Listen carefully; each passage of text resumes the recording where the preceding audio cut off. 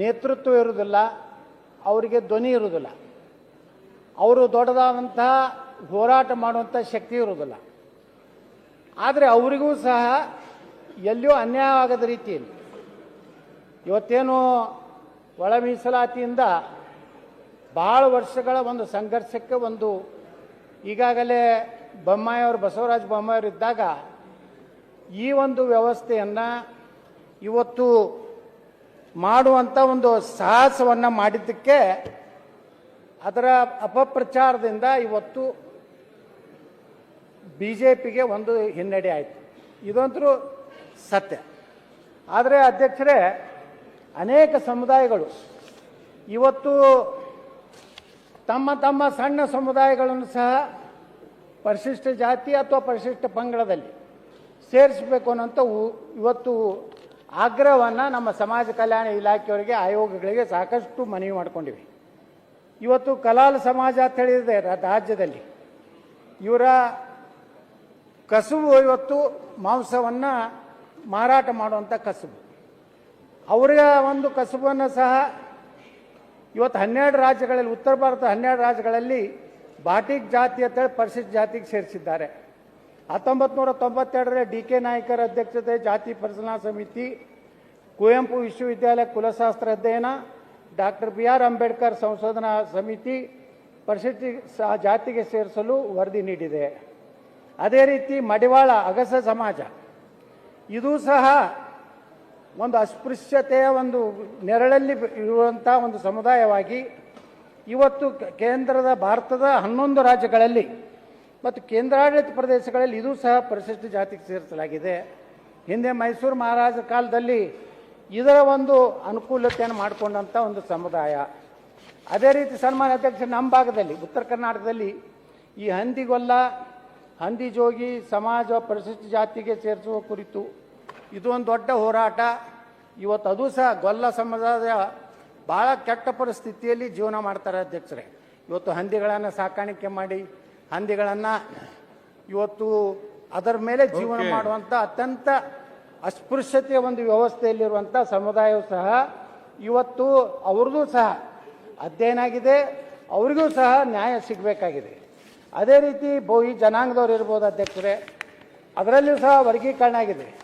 ಇವತ್ತು ಬರುವಂಥದ್ದು ಭಾಳ ಮಹತ್ವವಾದಂಥದ್ದು ಬಂಜಾರ, ಬೋಯಿ ಮತ್ತು ಕೊರಚ ಈ ಮೀಸಲಾತಿ ಇವತ್ತೇನು ಮಾನ್ಯ ಮುಖ್ಯಮಂತ್ರಿಗಳು ಹೇಳ್ತಾರಲ್ಲ 17-7 ಅಂತೇಳಿ, ಅದನ್ನು 25 ಮಾಡಿ, ಇನ್ನೊಂದು % ಹೆಚ್ಚು ಮಾಡಿ, ಏನು ಅವರಿಗೆ ಬಂಜಾರ ಸಮಾಜಕ್ಕೆ, ಅಲೆಮಾರಿ ಜನಾಂಗಕ್ಕೆ ಪ್ರತ್ಯೇಕ ಮಾಡಿ ಕೊಡಬೇಕು ಅನ್ನೋಂಥ ಬೇಡಿಕೆ ಇವತ್ತು ನಿನ್ನೆ ದೊಡ್ಡ ಹೋರಾಟವನ್ನು ನಾವೆಲ್ಲ ಕೊಲಂಬೋ ಅನ್ನೋಂಥ ಸಂಘಟನೆ ಬಂಜಾರ ಸಮುದಾಯದವರು ನಿನ್ನೆ ನಾವೆಲ್ಲ ಹೋಗಿದ್ದೀವಿ ಸನ್ಮಾನ್ಯ ಅಧ್ಯಕ್ಷರೇ.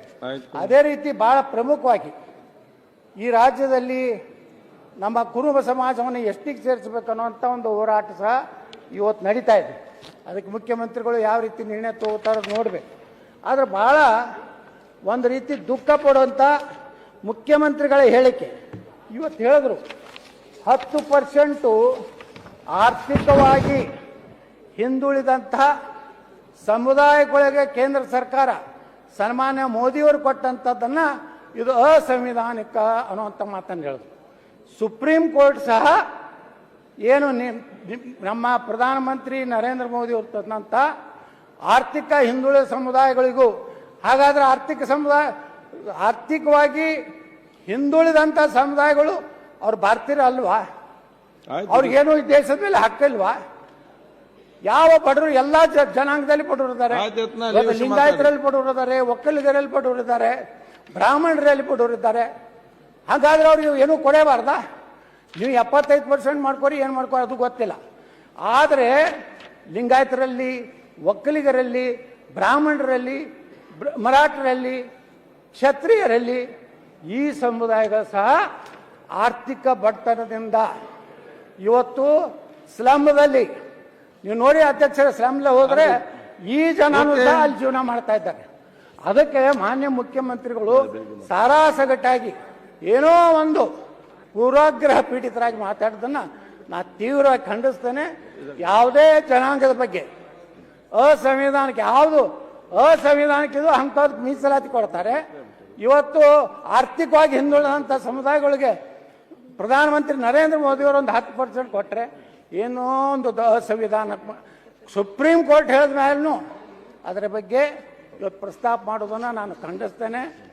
ಅದೇ ರೀತಿ ಇವತ್ತು ಅನೇಕ ಸಮುದಾಯಗಳಿಗೆ 2 ಮತ್ತು ಸಿ ಪಂಚಮಸಾಲಿ ಸಮುದಾಯ, ಮರಾಠ, ಜೈನ, ಒಕ್ಕಲಿಗ ಈ ಎಲ್ಲಾ ಸಮುದಾಯಕ್ಕೆ ವಿರುದ್ಧ ಸಂವಿಧಾನಕ್ಕೆ ಹೇಳುವಂತವ್ರು ಯಾವ್ದು ಅಸಂವಿಧಾನಿಕವಾದಂತ ಧರ್ಮಾಧಾರಿತ ಒಂದು ಮೀಸಲಾತಿಯನ್ನು ಕೊಟ್ಟಾರೆ ಸರಿಯಲ್ಲ. ಅದಕ್ಕೆ ನಾನು ಮಾನ್ಯ ಮುಖ್ಯಮಂತ್ರಿಗಳು ಹೇಳ್ತೇನೆ, ಎಲ್ಲ ಸಮುದಾಯಗಳಿಗೆ ನ್ಯಾಯ ಕೊಡುವಂತ ಮತ್ತು ನಮ್ಮ ಎಸ್ ಸಿ ಮಹದೇವಪ್ಪನವರು ಯಾವ್ಯಾವ ಕುಲಶಾಸ್ತ್ರ ಅಧ್ಯಯನ ಪರಿಶೀಲಿಸಿ ಎಲ್ಲ ಸಮುದಾಯಕ್ಕೆ ನ್ಯಾಯ ಕೊಡ್ಬೇಕಂತ ನಾವು ವಿನಂತಿ ಮಾಡ್ಕೊತೀನಿ. ಸನ್ಮಾನ್ಯ ಸಭಾಧ್ಯಕ್ಷರೇ, ಅಧ್ಯಕ್ಷರು ಈ ಕಡೆನೂ ಸ್ವಲ್ಪ ಕೊಡಿ.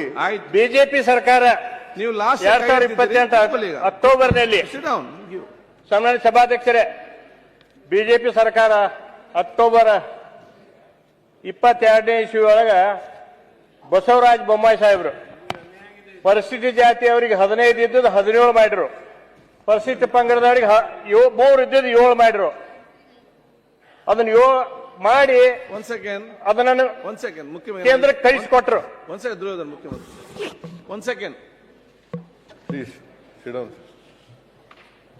ಒಂದು ನಿಮಿಷ ಕೂತ್ಕೊಳ್ಳಿ. ಅವರು ಹೇಳಿದ್ರಲ್ಲ, ಮಂಜುನಾಥ್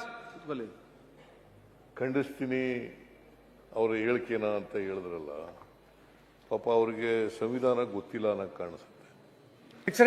ಸುಪ್ರೀಂ ಕೋರ್ಟ್ ಒಪ್ಪಿಕೊಂಡಿದೆ, ಕೇಂದ್ರ ತಂದಂತ 10% ಹಿಂದುಳಿದ ಜನ ಸುಪ್ರೀಂ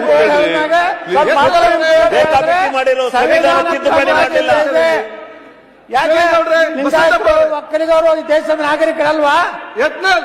ನಾವೇ ಯಾಕೆ ನಮ್ಮ ಹಕ್ಕನ್ನು ಕೇಳಬಾರ್ದು? ಪರಿಶಿಷ್ಟ ಮೀಸಲಾತಿಗೆ ನಾವು ವಿರೋಧ ಇಲ್ಲ.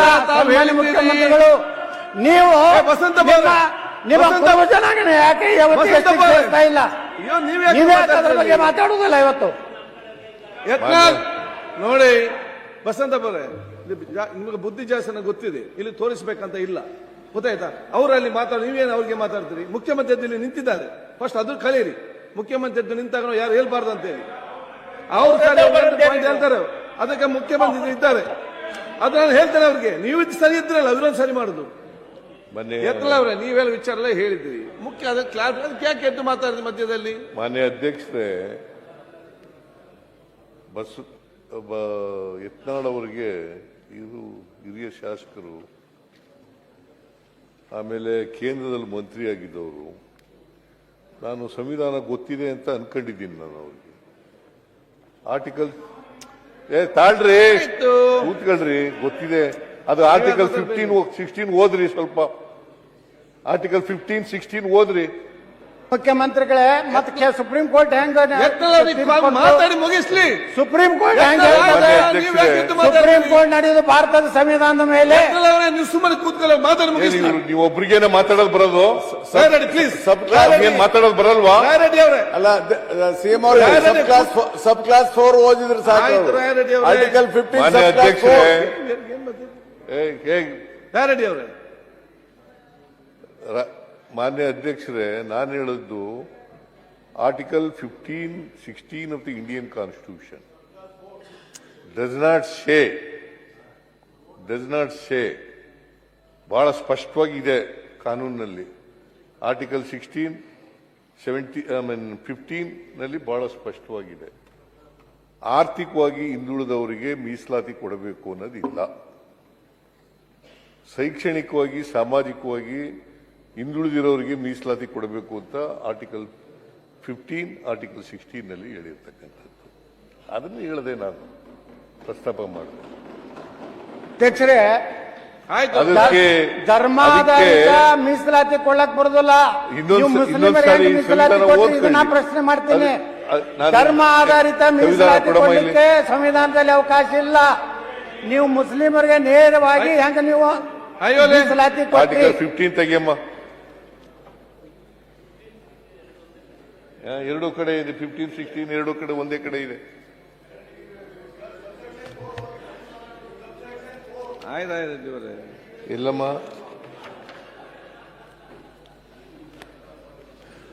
ಕೂತ್ಕೊಳ್ಳಿ, ಯಾರು ಕೂತ್ಕೊಳ್ಳಿ, ಇಲ್ಲಿ ಬನ್ನಿ ಪಕ್ಕದಲ್ಲಿ ಕೂತ್ಕೊಳ್ಳಿ. Equality of opportunity in matters of public employment.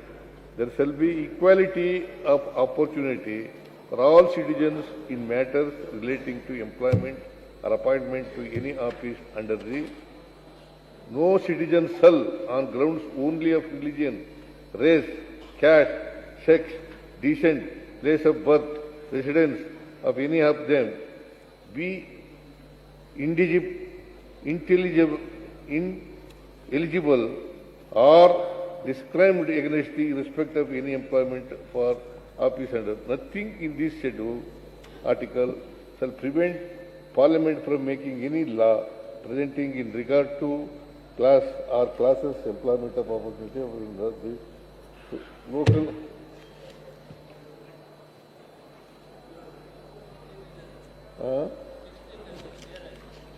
Plus 15 ಇಲ್ಲಿ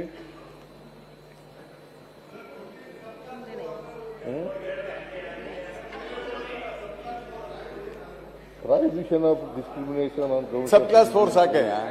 Yes. The state shall not discriminate against any citizen on grounds of only of religion, race, caste. ಅಧ್ಯಕ್ಷರೇ, ಮುಖ್ಯಮಂತ್ರಿಗಳು ಗೊಂದಲಕ್ಕೆ ಬಿದ್ದಾರೆ. ಅವರಿಗೆ ಸ್ಪಷ್ಟವಾದ ಆಯ್ತು, ನೀವು ಕೂತ್ಕೊಳ್ಳಿ. ಸಂವಿಧಾನ ಬಗ್ಗೆ ಗೊತ್ತಿಲ್ಲ.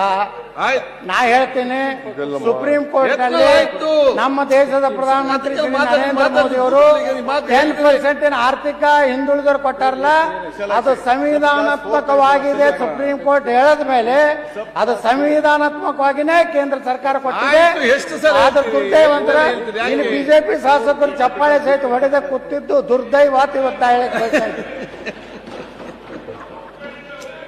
ಆಯ್ತು. ನಾಳೆ ಗೊಂದಲ.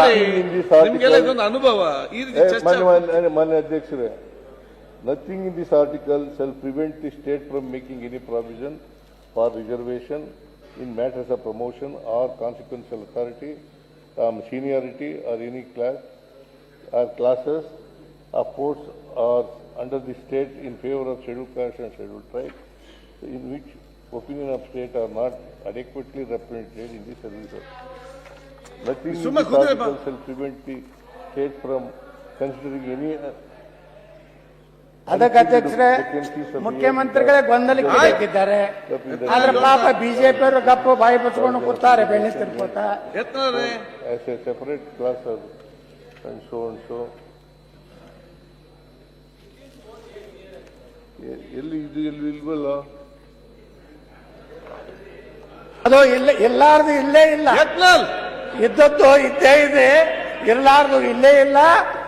ಸುಪ್ರೀಂ ಕೋರ್ಟ್ ಹೇಳಿದ್ಮಾಗ ಫೈನಲ್. ಅದೇ ನಮ್ಮ ಸಂವಿಧಾನ ಎತ್ತಿ ಹಿಡಿದಿದ್ದಾರೆ. ಇವತ್ತು ಮೇಲ್ಜಾತಿಯವರು, ಲಿಂಗಾಯತರು, ಬ್ರಾಹ್ಮಣರು, ಒಕ್ಕಲಿಗರು, ಕ್ಷತ್ರಿಯರು, ರೆಡ್ಡಿಗಳು ಎಲ್ಲರಿಗೂ ಮೀಸಲಾತಿ ಬೇಕೇ ಬೇಕು. ನಾವು ಈ ದೇಶದ ಪ್ರಜೆಗಳಿದ್ದೀವಿ, ನಾವು ದೇಶ ಭಕ್ತರಿದ್ದೀವಿ, ನಾವು ದೇಶ ವಿರೋಧಿಗಳಲ್ಲ, ನಾವು ದೇಶದ ವಿರುದ್ಧ ಕೆಲಸ ಮಾಡೋದಲ್ಲ. ನಾವು ಪಾಕಿಸ್ತಾನ ನೀವೊಬ್ರು ಮಾತಾಡಿ ಮುಗೀತಾ? ಬೇರೆ ಮಾತಾಡ್ಬೇಡವಾ? ಮಾನ್ಯ ಅಧ್ಯಕ್ಷರ ಮುಖ್ಯಮಂತ್ರಿಗಳ ವಿಚಾರ ಹೇಳ್ತಾರೆ. ತಕಬಂದು ಹೊಸ್ತಾ ಸೇರಿಸಿದ್ರು. ಎಕನಾಮಿಕಲಿ ವೀಕರ್ ಸೆಕ್ಷನ್ಸ್ ಅನ್ನೋದನ್ನ ಹೊಸ್ತಾ ಸೇರಿಸಿದ್ರು. ಮೊದಲು ಕಾನ್ಸ್ಟಿಟ್ಯೂಷನ್ ಅಲ್ಲಿ ಇರಲಿಲ್ಲ. ಇಲ್ಲ, ಹೊಸದಾಗಿ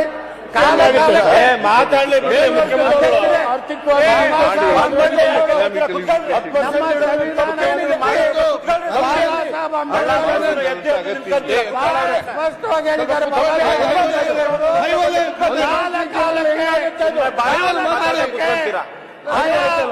ಪರಿಸ್ಥಿತಿ ಅನುಗುಣವಾಗಿ ಮೀಸಲಾತಿಯಲ್ಲಿ ಬದಲಾವಣೆ ಆಗಬೇಕಂತೇಳಿ ಹೇಳಿದ್ದಾರೆ. ಈ ಬಸವರಾಜ ಪಾಯಿಂಟ್ ಆಫ್ ಆರ್ಡರ್ ಹೇಳಿ ಮುಖ್ಯಮಂತ್ರಿಗಳೇ. ಕೂತ್ಕೊಳ್ಳಿ, ಮಾತಾಡಿ ಮುಗಿಸ್ಲಿ.